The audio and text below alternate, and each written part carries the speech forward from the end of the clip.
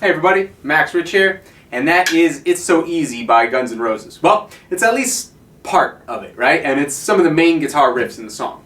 And you might be thinking like, hey, Guns N' Roses, man, that's like heavy duty, like guitar, distortion, Marshall amps, Les Paul electric guitars, right? How are you playing it on acoustic guitar? It's like, well, if it's good music, you could play it, right? You know, if it's well written, well composed music, the medium you play it on is almost irrelevant, you know?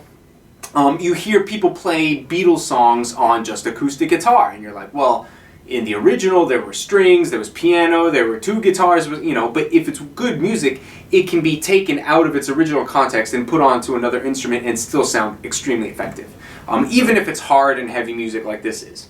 And in today's lesson, I'm going to basically do, I'm going to run through the song and teach you all the guitar riffs so that you know you have every riff you need to make this song sound like the original.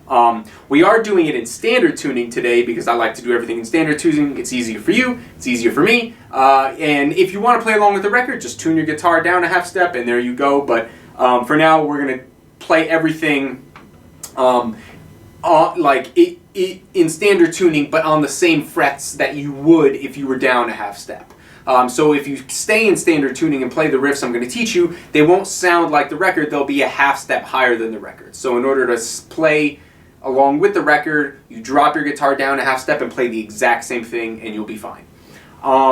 But in any case, like I said, in this lesson we're going to run through all the guitar parts, and I'm even going to teach you some of the solo. There's like two solos. I'm going to teach you the first solo, and even though it's acoustic guitar, it's got some really, really cool stuff, and it's, you know, kind of fast in some parts, and it's mostly pentatonic, so it's not incredibly technically difficult. You're not tapping, you're not doing any crazy like Van Halen whammy bar stuff, obviously.